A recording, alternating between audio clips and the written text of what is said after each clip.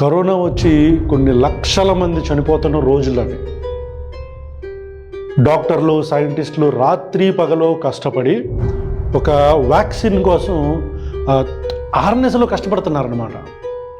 అలా కష్టపడి Covishield, Covaxin, remdesivir, ఇవర్మెక్టిన్ ఇట్లా కొన్ని వ్యాక్సిన్స్ అన్నీ తయారు చేశారు. తయారు చేసిన తర్వాత ఒక బిజినెస్ మ్యాన్ 50,000 కోట్లు సంవత్సరానికి సంపాదించే ఒక బిజినెస్ మ్యాన్ రామ్ కిషన్ యాదవ్ బయటకు వచ్చి ఈ మొత్తం అలోపతి క్రియేట్ చేసిన లేకపోతే కనిపెట్టిన ఈ వ్యాక్సిన్స్ ఏవైతే ఉంటాయో ఇవన్నీ కూడా మీరేమీ నమ్మొద్దు, ఇవేమీ పని చేయవు, నేను ఒక మందు కనిపెట్టాను, ఆ మందు మీరు వాడితే మీ కోవిడ్ తగ్గిపోద్ది అని చెప్పని బొంకాడు. ఈ 50,000 కోట్లు సంవత్సరానికి సంపాదించే రామ్ కిషన్ యాదవ్ అనే ఒక బిజినెస్ మ్యాన్. అర్థం కాల జనాలకి, ఏంటి ఇతను ఇంత కాన్ఫిడెంట్గా చెప్తున్నాడంటే మాకు WHO సర్టిఫికేషన్ కూడా ఉంది అని చెప్పి బల్లి బొంకాడు. జనాలు మెల్లిగా బేసిక్గా గొర్రెలు ఎక్కువ మంది ఉన్న మన భారతదేశంలో నమ్మటం మొదలుపెట్టారు. ఫైనల్గా మొత్తానికి జనాలు నమ్మి అతని దగ్గర చాలామంది కొనుక్కున్నారు. ఇలా బొంకి చాలా డబ్బులు సంపాదించుకున్నాడు ఈ 50,000 కోట్లు సంవత్సరానికి సంపాదించే రామ్ కిషన్ యాదవ్ అనే ఒక బిజినెస్ మ్యాన్. ఎవడరా ఇంత పెద్ద బిజినెస్ మ్యాన్ భారతదేశంలో మాకు తెలియకుండా డ్రగ్ కనిపెట్టినాడు అనుకుంటున్నారా?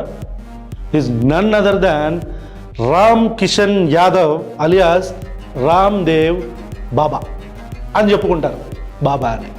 సో ఈ రామ్దేవ్ బయటకు వచ్చి నేను కరోనాని కనిపెట్టాను, మీరు దీన్ని వాడితే మీకు కోవిడ్ తగ్గిపోద్ది అని చెప్పటమే కాకుండా ఒక ప్రెస్ మీట్ పెట్టి ఆ ప్రెస్ మీట్లో పక్కన సెంట్రల్ యూనియన్ హెల్త్ మినిస్టర్ హర్షవర్ధన్ని కూర్చోబెట్టి ఆయన ముందే ఈ రామ్ కిషన్ యాదవ్ అండ్ ఆ మొత్తం పతాంజలిని మెయింటైన్ చేస్తున్న చైర్మన్ ఆచార్య బాలకృష్ణ వీళ్ళిద్దరూ కలిసి అల్లోపతి స్టూపిడ్ అని, ఈ రెమ్డెసివిర్ ఇవన్నీ ఫెయిల్ అయినాయని, కరోనాలు వాడితే మీకు కోవిడ్ తగ్గిపోద్దని అబద్ధాలు చెప్పారు.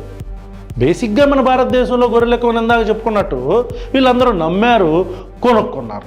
ఇక్కడ డిబేట్ ఆయుర్వేదానికి అల్లోపతికి కాదు, అబద్ధానికి నిజానికి. మనందరికీ యోగాని నేర్పించే ఈ రామ్దేవ్ అనే రామ్ కిషన్ యాదవ్ని బిజినెస్ మ్యాన్ అని ఎందుకు సంపాదిస్తున్నాం?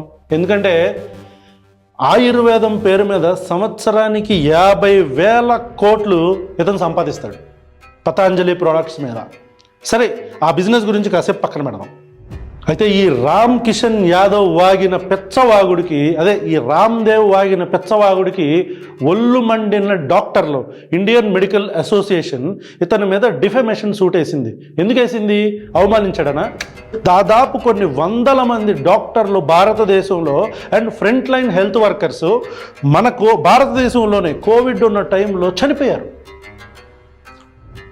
వాళ్ళ ప్రాణాలని కూడా రిస్క్లో పెట్టి ప్రజల్ని కాపాడే ప్రాసెస్లో చనిపోయారు. ఇలాంటి డాక్టర్లని ఇతను ఈ రామ్దేవ్ అనే అతను వచ్చి స్టూపిడ్ అంటాడు. ఇది ఖచ్చితంగా ఖండించాల్సిన విషయం అని చెప్పి IMA DMA డిఫమేషన్ కేసు వేసింది. రైట్, వేసిన తర్వాత చేతులు కాలాక ఆకులు పట్టుకుంటే ఏం లాభం? అర్రే లేదు మేము అలా అనలేదు, మేము మా ఉద్దేశం అది కాదు, మేము ఎప్పుడూ అల్లోపతిని కించపరచలేదు, కావాలంటే మమ్మల్ని క్షమించండి అని చెప్పి అన్కండిషనల్ అపాలజీ చెప్పారు. చెప్పినా సరే సుప్రీంకోర్టు ఊరుకోలేదు. సుప్రీంకోర్టు మీరు ఇలా ఎందుకు చేశారు, మేము అడ్వర్టైజ్మెంట్లు ఇవ్వద్దు, తప్పుడు అడ్వర్టైజ్మెంట్లు ఇవ్వద్దు అని చెప్పినా సరే మీరు ఎందుకు ఇచ్చారు, దీని మీద మాకు సంజాయిషి చెప్పండి అని చెప్పి ఈ పతాంజలి ఆచార్య బాలకృష్ణకి, ఈ రామ్దేవ్కి ఇద్దరికి నోటీసులు సర్వ్ చేసింది. ప్రపంచమంతా తుపుక్కని మొహం మీద ఉమ్మేసేసరికి ఏం చేయాలో తెలియక అన్కండిషనల్ అపాలజీ లెటర్ను పంపించారు వీళ్ళిద్దరూ. స్టిల్ సుప్రీంకోర్టు దీన్ని యాక్సెప్ట్ చేయలేదు. ఎందుకంటే ఇది మిస్టేక్ కాదు, this is a crime. Crime అని ఎందుకు అంటున్నాం?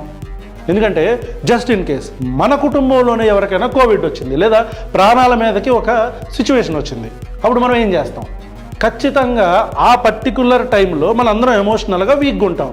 మనం ఒక డాక్టర్ని నమ్మి వెళ్ళి వ్యాక్సిన్ వేసుకుందాం అనుకున్న టైంలో ఎవడెవడో గోచిగుట్టలు కట్టుకొని వచ్చి నేను కోవిడ్కి ముందు కనిపెట్టా కాబట్టి మీరు ఇది తీసుకుంటే మీ వాళ్ళు బతుకుతారు అని చెప్తే ఖచ్చితంగా నమ్ముతాం. నమ్మవా?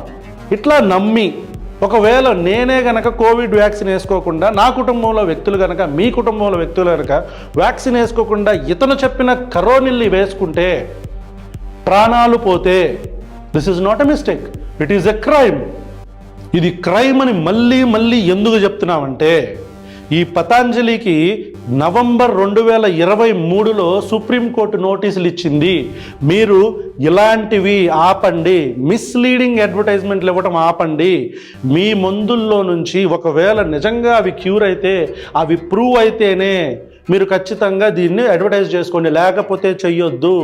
ఇండియాలో ఉన్న drugs and magical remedies act ప్రకారం, drugs and magical remedies act అంటే ఇలాంటి వాళ్ళు వచ్చి గోచిగుడ్డలు కట్టుకొచ్చి నేను తయారు చేశాను ముందు మీరు వాడేసేయండి తగ్గిపోద్దంటే ఒప్పుకోదు భారతదేశంలో చట్టం. దీని ప్రకారం మీరు తప్పు చేస్తున్నారు, మీరు ఎలాంటి అడ్వర్టైజ్మెంట్లు ఇవ్వద్దని చెప్పిన తర్వాత రోజు ఈ ఆచార్య బాలకృష్ణ, ఈ రామ్దేవ్ ఇద్దరూ కలిసి ప్రెస్ మీట్ పెట్టి మేము ఆర్థరైటిస్ని తగ్గిస్తాం, ఇంకా రకరకాల వ్యాధులను తగ్గిస్తాం అని చెప్పి మళ్ళీ అడ్వర్టైజ్మెంట్ ఇచ్చారు. ఇది సుప్రీంకోర్టుకి ఆగ్రహం తెప్పించింది. So drugs and magical remedies act 1954 ప్రకారం సుప్రీంకోర్టు పతాంజలికి నోటీసులు మార్చి 21, 2024 సర్వ్ చేసి మీరు మా ముందొచ్చి ఎక్స్ప్లెనేషన్ ఇవ్వండి అని చెప్పింది.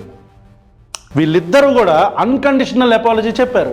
లేదమ్మా, అన్కండిషనల్ అపాలజీ కాదు, మీరు డైరెక్ట్గా కోర్టుకు హాజరయ్యి ఈ మొత్తం ఎందుకు చేశారు అనేది మేము చెప్పినా సరే మీరు ఎందుకు చేశారు, కంటెంప్ట్ ఆఫ్ కోర్టు కింద దీన్ని ఎందుకు తీసుకోకూడదు, మీరు వచ్చి ఎక్స్ప్లెయిన్ చేయాలి అంటే మన భారతదేశంలో జరిగే ప్రాసెస్లో భాగంగా ఏదో ఇంటి దగ్గర పంచాయతీ అనుకున్నాడో లేకపోతే గట్టు పంచాయతీ అనుకున్నాడో తెలియదు కానీ రామ్దేవ్, ఆచార్య బాలకృష్ణ వీళ్ళిద్దరూ తప్పుడు ఫ్లైట్ టికెట్లు పెట్టి సుప్రీంకోర్టుని మిస్లీడ్ చేసే ప్రయత్నం చేశారు. మేము అవైలబుల్గా లేము, ఆన్లైన్లో అయితే మేము హాజరవుతాము అని చెప్పి. ఏంటి సుప్రీంకోర్టుకి, ఏంటి హయ్యెస్ట్ కోర్టుకి ఫేక్ డాక్యుమెంట్స్ పెట్టారు, ఫ్లైట్ టికెట్స్. సుప్రీంకోర్టు పట్టుకుంది. ఈ దొంగ టికెట్లు చూసిన తర్వాత సుప్రీంకోర్టు ఇచ్చిన ఎగ్జాక్ట్ స్టేట్మెంట్ ఏంటో తెలుసా? We're not going to take it lightly, we will rip you apart. అంటే సింపుల్గా చెప్పాలంటే మీ ముద్ద పగలగొడతామని చెప్పారు. ఏంటి? సో వీడియో చూస్తున్న ప్రజలకు మేము చెప్పేది ఏంటంటే, మేము కోవిడ్ టైంలో కొన్ని వీడియోస్ చేసాం, కొన్ని పోస్టులు పెట్టాం. నేను కోవిడ్కి వ్యాక్సిన్ కనిపెట్టానని చెప్పిన కృష్ణపట్నంలో ఒక చట్నీ రాజా వచ్చాడు, గుర్తొచ్చాడా? ఆనందయ్య, చట్నీ రాజా. మా యూట్యూబ్ ఛానల్లో చూడండి, మీకు చట్నీ రాజా అని చెప్పిన ఒక వీడియో ఉంటుంది. అరే ఇతను అబద్ధం చెప్తున్నాడు, కోవిడ్కి వ్యాక్సిన్ ఇంకా కనిపెట్టలేదు అని చెప్పాం. మమ్మల్ని దేశద్రోహులు అన్నారు. వీరమాచినేని రామకృష్ణ కోవిడ్ వ్యాక్సిన్ వల్ల ఎలాంటి ఉపయోగం లేదు అన్నాడు. అతని మీద వీడియో పెట్టాం. మేము దేశద్రోహులం అయిపోయాం. కరోనిల్ తప్పు, ఇది కరెక్ట్ కాదు, మీరు ప్రూవెన్ మెడిసిన్స్ను వేసుకోండి, మీ ప్రాణాలు కాపాడుకోండి. ఇక్కడ ఆయుర్వేదానికి అల్లోపతికి కాదు, మతానికి కాదు, మనందరం మనుషులు, బతకాలి, మనం ప్రూవెన్ మెడిసిన్స్ని వాడండి అని చెప్పాం. రిస్క్ ఫ్యాక్టర్స్ ఉండొచ్చు, కానీ ఇది ప్రూవెన్ మెడిసిన్, వీళ్ళు వచ్చి గాలి మాటలు చెప్తున్నారని చెప్తే బాబా రామ్దేవ్ అనే వాడిని అన్నందుకు మమ్మల్ని దేశద్రోహులు అన్నారు. నేను చేసిన చట్నీనే కోవిడ్కు ముందు అని చెప్పిన ఆనందయ్య ఇప్పుడు ఎక్కడున్నాడు? ఒకవేళ అసలు ఎవరికన్నా గుర్తున్నాడా ఈ ఆనందయ్య అనే చట్నీ రాజా? ఎవరికైనా ఒకవేళ నిజంగా అది నిజమే అయితే మీకు ఆ మాత్రం బుద్ధులు లేవా? అప్పట్లో ఎందుకు ఇంతమంది సైంటిస్టులు, హేతువాదులు వీళ్ళందరూ కూడా ఒరే ఇది కరెక్ట్ కాదు, అతను చేస్తుంది తప్పు, మీరు నమ్మొద్దు, మీ ప్రాణాలు కోల్పోతారంటే దేశద్రోహులు అయ్యాం మేము, రైట్? మరి ఇప్పుడు ఎక్కడున్నాడు ఆ చట్నీ రాజా? ఏడా ఆనందయ్య? ఒకవేళ నిజంగా చట్నీనే కనుక కోవిడ్కు వ్యాక్సిన్ అయితే ఈ పాటికి ఎన్ని రీసెర్చెస్ జరగాలి? ప్రపంచంలో ఉన్న శాస్త్రవేత్తలు అందరూ కృష్ణపట్నంలో ఉండాలి. ఉన్నారా? లేరు. ఎందుకు? ఇది శుద్ధ తప్పు కాబట్టి, అది అబద్ధం కాబట్టి, దగా కాబట్టి. కోవిడ్ వ్యాక్సిన్ వల్ల ఎలాంటి ఉపయోగం లేదన్న వీరమాచినేని రామకృష్ణ వ్యాక్సిన్ వేసుకోకుండా ఉన్నాడా? మాస్క్ పెట్టుకోకుండా ఉన్నాడా?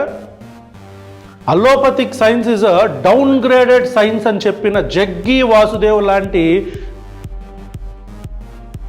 ప్రాబ్లం రాగానే వెళ్ళి బుర్ర కత్తిరించుకొని, గుండు లేపించుకొని, మొత్తం సర్జరీ చేయించుకొని రాలా? ఈ అల్లోపతి అనేది స్టూపిడ్ అని చెప్పిన ఈ రామ్దేవ్ లాంటి వాళ్ళు ఇబ్బంది రాగానే వెళ్ళి సెలైన్ లెక్కించుకోవాలా? హంగర్ స్ట్రైక్ తర్వాత ఎవడెళ్ళాడు హాస్పిటళ్ళకి? ఇదే ప్రెస్ మీట్లో కూర్చొని అల్లోపతి స్టూపిడ్ అని చెప్పిన ఈ ఆచార్య బాలకృష్ణ ఎయిమ్స్లో జాయిన్ కాలేదా? ఈ బాబాగాళ్ళు, ఈ దొంగలో వీళ్ళంతా ప్రూవెన్ మెడిసిన్స్ను కూడా తప్పు అని చెప్పి వాళ్ళ బిజినెస్ కోసం పబ్బం గడుపుకొని ప్రజల్ని మిస్లీడ్ చేసి, మిమ్మల్ని మిస్లీడ్ చేసి, వాళ్ళకి సమస్య రాగానే పరిగెత్తుకుంటూ హాస్పిటల్కి వెళ్ళి డాక్టర్ల కాళ్ళు పట్టుకుంటారు. ప్రజలందరికీ మీరు అర్థం చేసుకోవాల్సిన విషయం ఏంటంటే, ఎవిడెన్స్ బేస్డ్ మెడిసిన్కి అండ్ ఈ నాటు వైద్యాలకి, అంటే మనం ఆయుర్వేదం అంటామా, హోమియోపతి అంటామా, ఇంకా ఏ పతి అయినా సరే నేను దీన్ని కంపేర్ చేయట్లేదు. కానీ ఎనీ మెడిసిన్, ఇప్పుడు మనం ఇంట్లో కొన్ని ఆకులు తీసుకొచ్చి, మన పాతకాలంలో అమ్మమ్మలు నాన్నమ్మలు వీళ్ళందరూ కూడా ఏదో రుద్ది మనకి ఏదైనా దెబ్బలు తగిలితే తీసుకొచ్చి పెడతారు. అవి కూడా మెడిసిన్స్ కింద కన్సిడర్ చేస్తాం. కానీ వాటికిను ఈ సైంటిఫిక్ అంటే ఎవిడెన్స్ బేస్డ్ మెడిసిన్స్కి ఒక తేడా ఉంటుంది.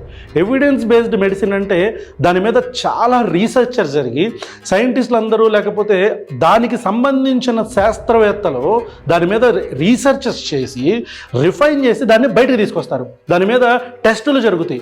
ప్రయోగశాలలో దాన్ని చిన్న చిన్న జంతువుల మీద వాటి మీద వాడతారు. వాడిన తర్వాత అవి సక్సెస్ అయితేనే దానికి ఒక సర్టిఫికేషన్ వచ్చి బయటకు వస్తాయి. మరి ఇవి అట్లా కాదు. దీన్ని ఎవరి మీద వాడతారు?